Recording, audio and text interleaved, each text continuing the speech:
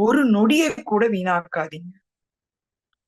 நேரம் சொல்லுவோம், காலம் பொன் போன்றது, ஒரு செகண்ட் போனா திரும்பி வராது.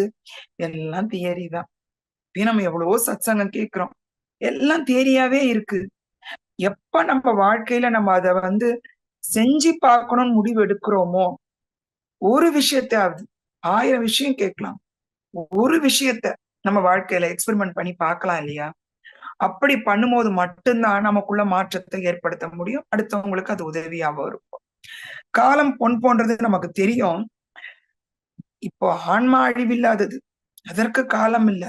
ஆனா இங்க நம்ம கற்றுக்கொள்ளக்கூடிய பாடத்திற்கான காலம் நமக்கே தெரியாது.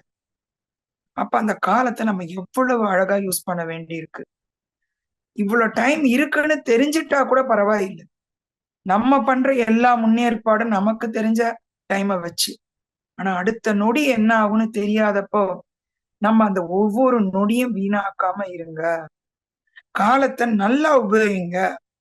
ஏன்னா நம்ம இருக்க போற நேரம் நம்ம அறியறது இல்ல. ரொம்ப புத்திசாலித்தனமா அந்த நேரத்த கழிங்க.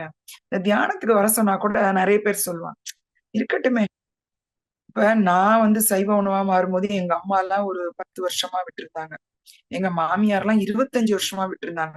என்னைய கட்டாயப்படுத்தல.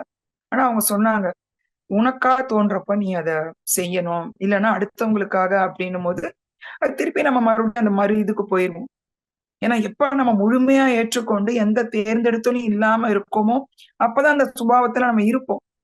யாரோ சொல்லி செய்யும்போது, கண்டிப்பா இந்த நிலையிலிருந்து அந்த நிலைக்கு நம்ம போக தான் செய்வோம்.